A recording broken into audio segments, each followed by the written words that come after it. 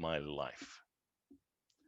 The panelists who were assessing me gave me very, very clear, very explicit feedback. This is where you've done okay. This is where you need to go and work on and improve. And this is what you need to do to improve, to get yourself to the level where you can be considered an expert. So from that failure, I went away, I took that feedback, and I spent another 7 months applying deliberate practice, focusing on those areas that they pointed out and building my competency. And then um, in July 2018, no, 2019, so it was 2018 to 2019, I approached the panel again, and that time I did pass.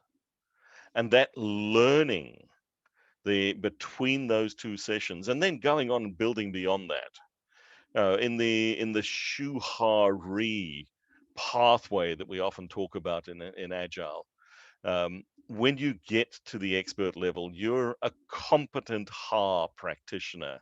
Re is a many, many year process, building that depth and breadth. So for me, gaining that expert certification was a deep, deep learning experience. Very humbling because if I'm honest, I was arrogant about it. I know what I'm doing. Well, I learned how much I didn't know, and it was great.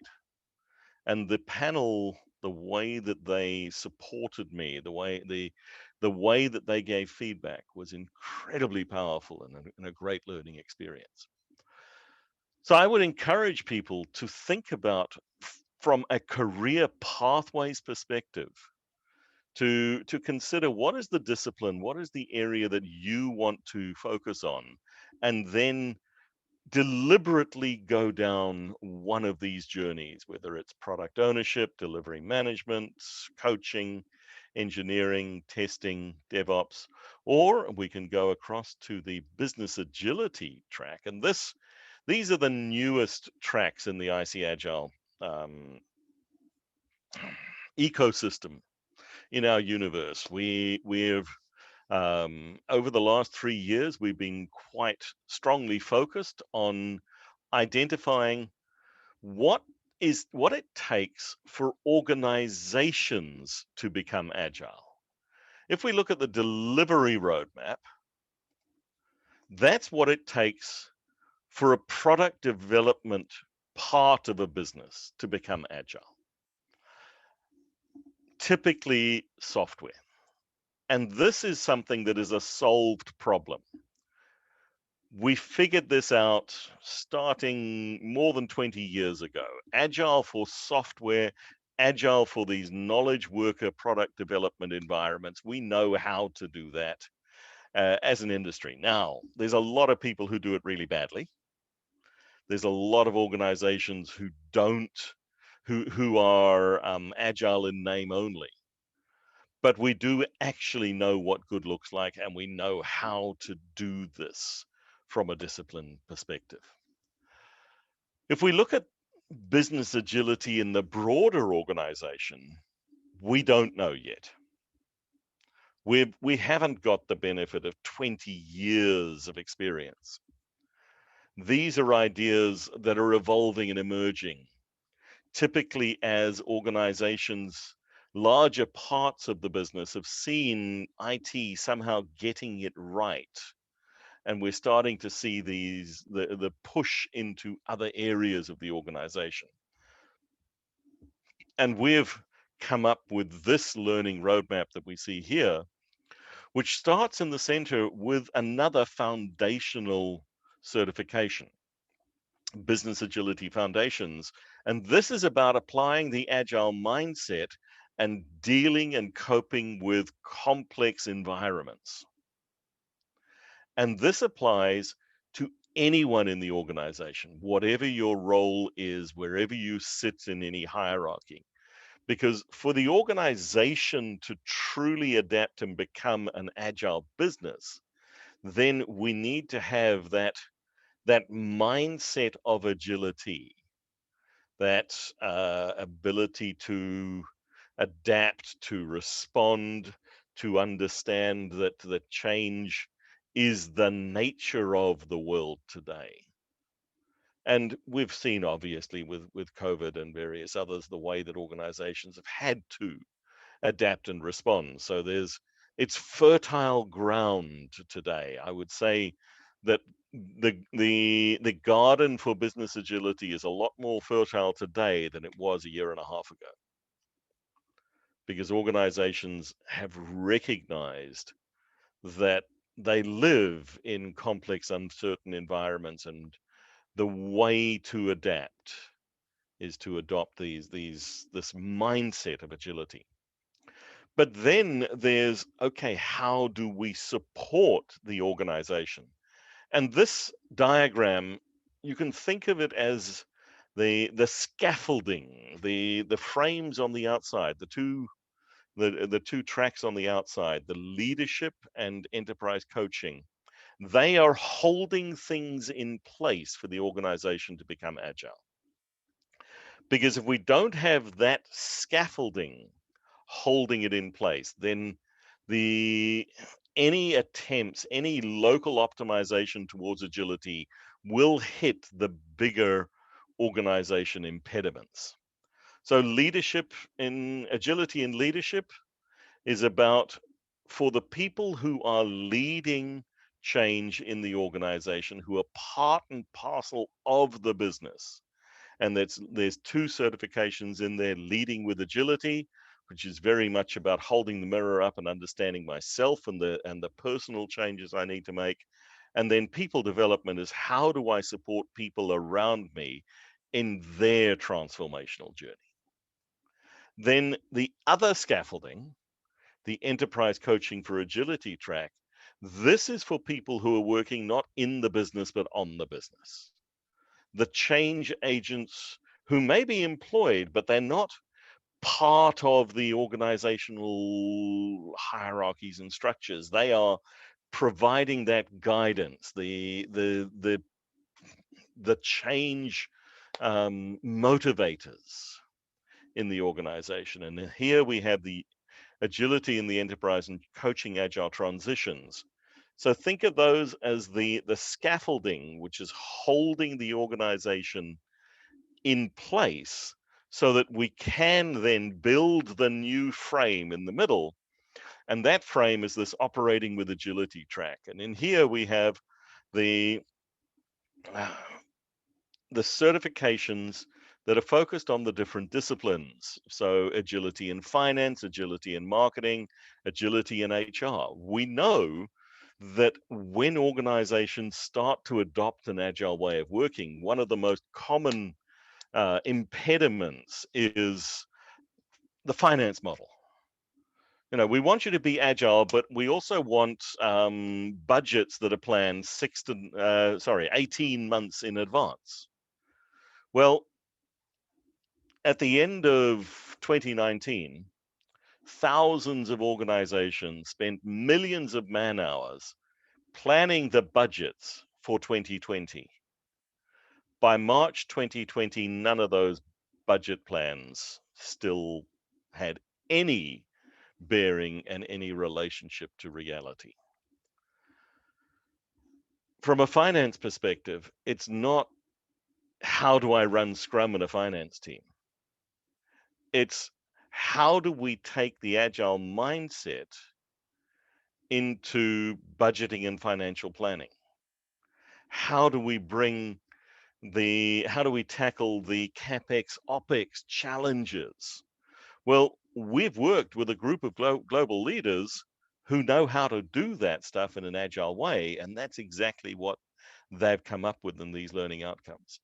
Likewise in marketing, if your product delivery teams are releasing product every 2 weeks, or every day if you're in a DevOps world, or every 32 seconds if you're in Amazon, but your marketing department takes 6 to 9 months to plan and execute a marketing campaign, you're completely out of sync, because the features they thought they were going to get are completely different to what we've actually got, because we've learned from real customer feedback, but now we can't tell anyone about it. So how do we adapt the way of working in marketing? Likewise in HR. One of the big challenges in organizations is the talent acquisition, the employment focus. One of the biggest impediments to organization agility in most organizations is the remuneration and reward system. In an agile team, we want people to be cross-functional and collaborative and support each other.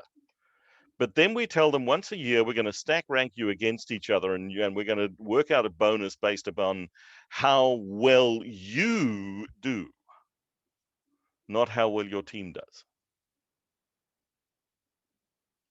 So suddenly it's not in my interest to be collaborative. It's in my interest to appear to be the lone hero. So again, the agility in HR track or certification is very much about how do we adopt the new ways of supporting the organization in order to become truly agile. Adaptive strategy. What are the strategic changes we have to make in order to be responsive and adaptive as a business? Org design. What are the structural changes that we need to make to be an evolutionary adaptive business? Product management is another area where things have to change. And then the last one, now strategy and lean portfolio management are actually currently under development. We haven't launched those tracks yet, those certifications. And we're looking at what are the competencies that people would need to be taught to be able to lead their organizations through these fundamental shifts towards agility.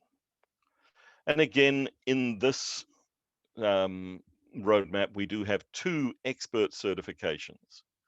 Now, the expert certifications for the transformational journeys, which are agile coaching, enterprise coaching, and leadership, are a little bit different to the other expert certifications in the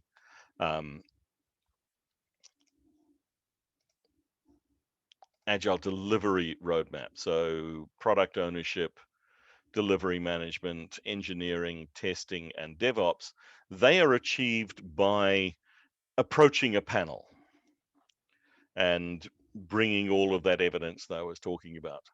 We've changed the model for agile coaching, enterprise coaching, and leadership because we discovered that the pass rates were really low. And when we explored who were the people who were coming through it, they were ones who had been through a longitudinal, truly transformative program. And we've now defined a pathway and accreditation process for organizations who want to guide people along a 6, 9, 12-month journey of becoming of a true personal transformation into these new ways of thinking and working. So that deepening process. And it starts by getting the 2 certifications going and building experience. Then when you are ready, join a cohort program that runs 6 to 9 months at least. And in that cohort program, there is peer support, there is leadership and guidance, there is supervision, and there is a lot of deep, deliberate practice. So those are the IC Agile Learning roadmaps. And that's a little bit about us as an organization. I think at this point, I'm just going to say, any questions?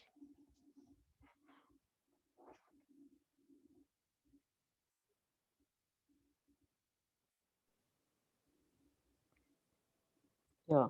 Hi, Shin. Hi. I'm Sandeep, and this is and I have one question. Do we need to have any previous knowledge to do any of these startup certifications? in a roadmap of ICs? We strongly recommend that you start with one of the fundamental tracks or one of the fundamental certifications, whether that's the ICP in the delivery space or the Business Agility Foundations in the business agility space. Now, we leave it up to our member organizations how strongly they want that they need to restrict or they decide to enforce any firm prerequisites.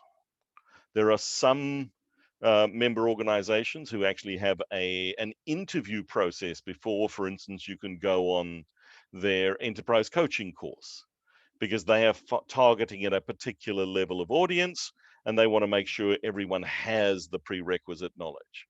So that we put in the hands of our members. The firm prerequisite is, in order to go down one of the expert tracks, you have to have one of the expert certifications. You have to have the 2 tracks in the pathway, and you have to either have the foundation certification or be able to prove that you have the requisite knowledge of the agile mindset as a starting point. Thank you. Now, Shane, I have a question on the industry point of view. mm-hmm. Now, to just give you some background, I work very closely with Michael Hamman and Michael Speed on the enterprise agile coaching track, and I'm very, clear about that. But what about the industry adoption? Like IC Agile have done a great job in creating learning objective and learning paths, but the industry is still lagging. They are not there yet. Most of the organization is still in ready number, right? So how we close that gap? That comes down in many ways to the member organizations themselves. But what we do see is more and more organizations are recognizing the value, particularly of the expert certifications.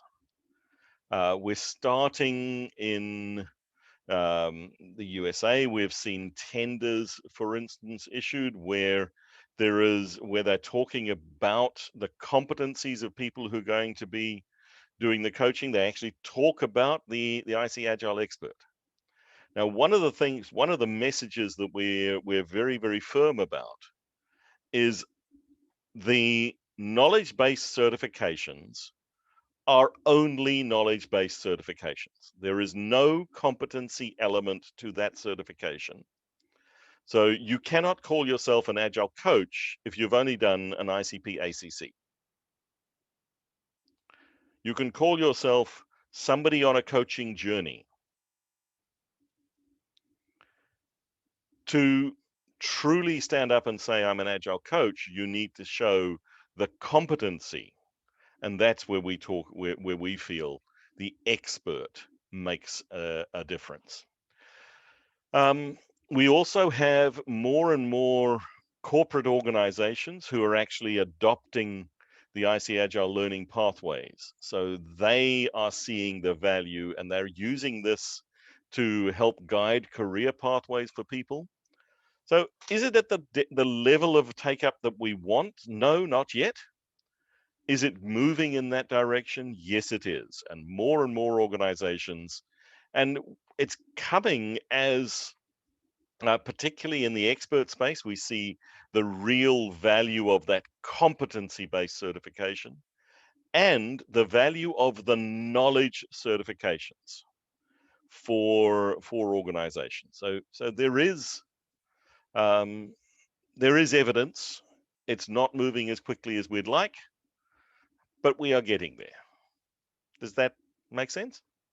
Yeah, thanks for taking time to address. Yeah, I think we need to constantly push the envelope as a community.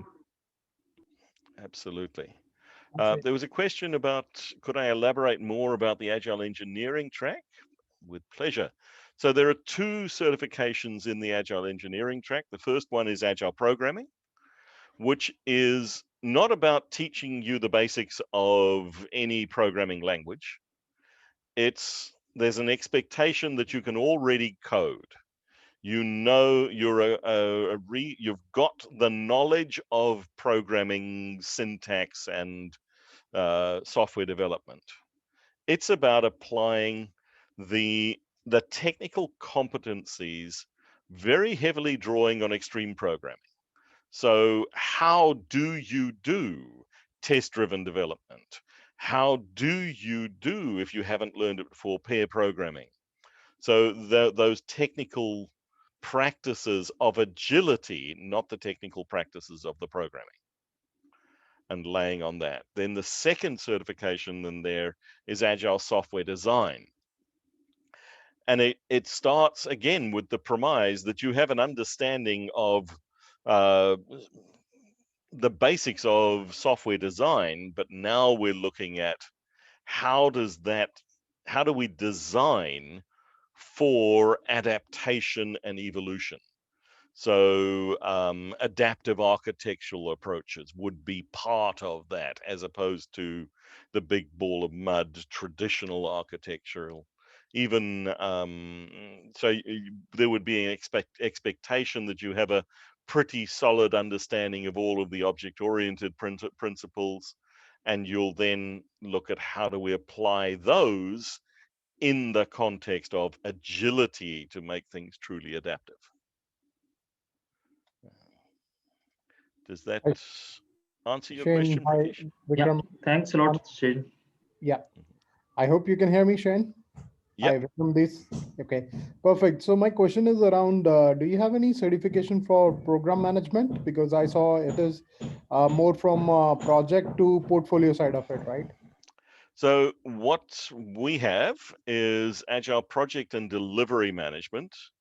And one of the key pointers there is that we support non-project approaches. In fact, we recommend for most organizations that you take a product-based approach. So that's where the delivery focus versus the project focus. And then delivery at scale would cover some elements of program approaches. And it also looks at the various scaling frameworks. One of the key messages in that is that no one of those scaling frameworks is right in every context. We require that people get introduced to at least 3 of the different frameworks as part of that training, so that they're in a position to make good choices for themselves, because we know there's no one size fits all. What is your context? Does that answer the question? Yep, that answers my question. Thank you so very much.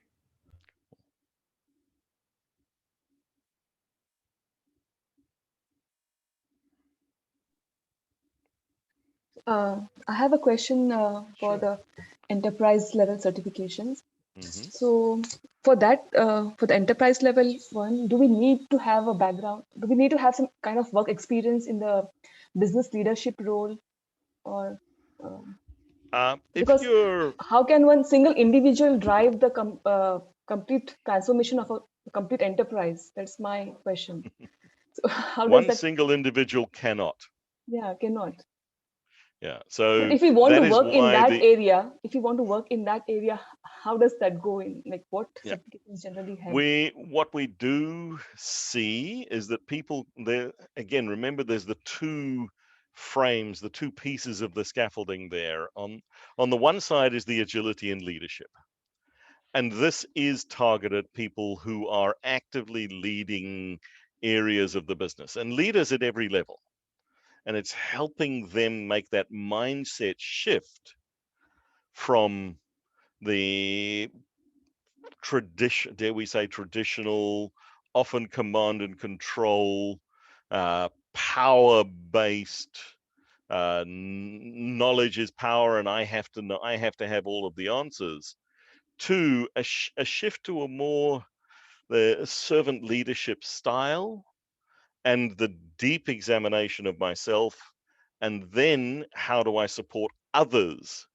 Because for the organization to transform, it needs everybody in that leadership group from the top down all the way through to adjust their thinking, to become fundamentally agile in their outlook.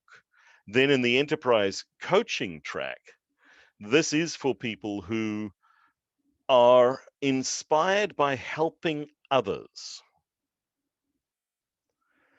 That's not necessarily being the leader directly, but they are supporting that leadership team and they're helping map out the transformation.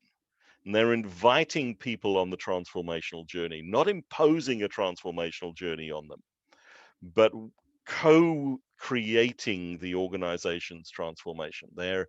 And it's a team typically of people with leadership experience who are stepping out of being the direct leader and stepping into working on the organization rather than in it. It's people who've got the change management aspect. We do see a lot of people who've come through the agile coaching pathway, stepping up into working with broader groups. And we do feel that you need a depth of experience before you can step into this role. So the starting point, and many of our member organizations actually have quite clear criteria for who may come onto the enterprise coaching and the coaching agile transition, the agility in the enterprise and coaching agile transitions courses, because they're looking for people with that level of experience to bring others along on the journey. Does that make sense? Yeah, thank you. Hey, this is Nizam here. I have a question. What are the traits to cultivate? If we are starting coaching. Sorry, I barely heard that. What? What are the traits to cultivate for a coaching skill? Like, if I want to start my coaching, I want to be a coach.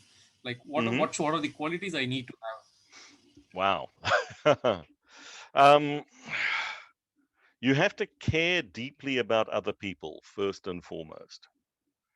You have to be comfortable stepping into the background and allowing other people to be successful, because the coach is partnering with people in a creative journey.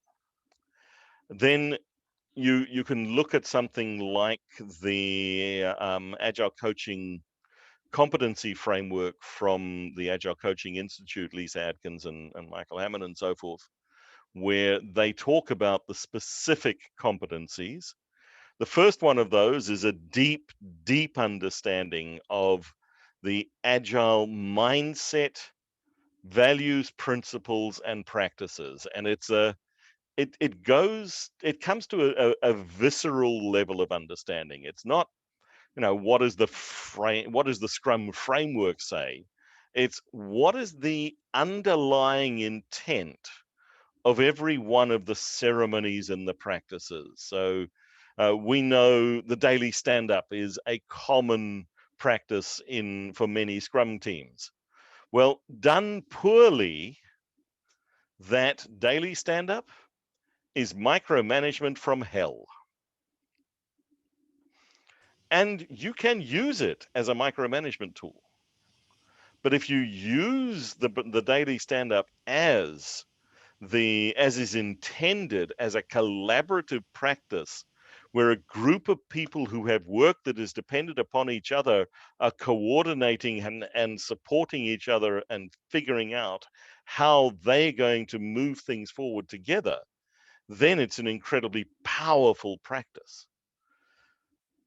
So as a deep, that deep understanding of the Agile values principles, that's the sort of thing that I'm talking about there. It's not that you know how, it's that you know why, you know the deep intent, and you can support others and describe that intent, you can communicate that intent. Then there are the 4 specific competency areas of professional coaching, partnering with a team or individual and allowing them to find the best solution to a problem, to the work space that they are in. Facilitating as a neutral facilitator, guiding a group of people to achieve their shared outcomes. Then on the other side of that framework, we talk about the two competencies which are about conveying existing knowledge. So teaching. You need to be able to teach people these practices and ideas. And mentoring, bring people along on a journey and share your own experience. So there's those 4 competency areas: coaching and facilitation, which are content neutral, where you are supporting people in making individual and team decisions and coming to their own outcomes, as well as the teaching and mentoring.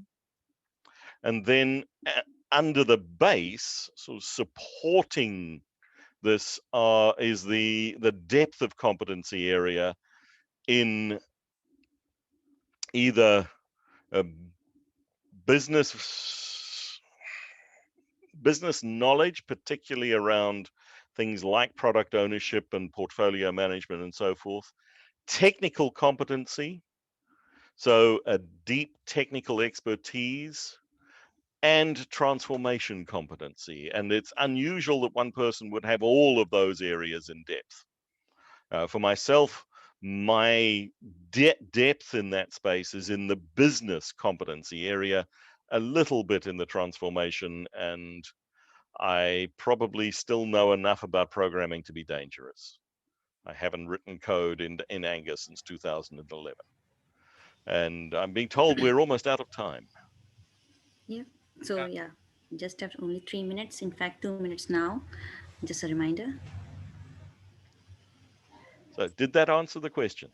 Yeah, thanks, Shan. It was like to the point, like very much crisp and clear. So I should look out to that and like follow your path.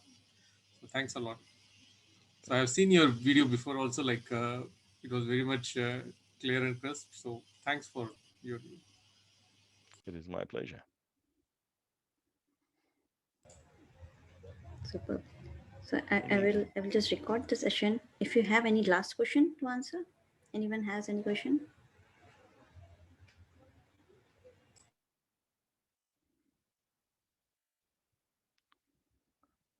Well, thank you all very much, folks. It's been my privilege to be able to come and talk to you about this today.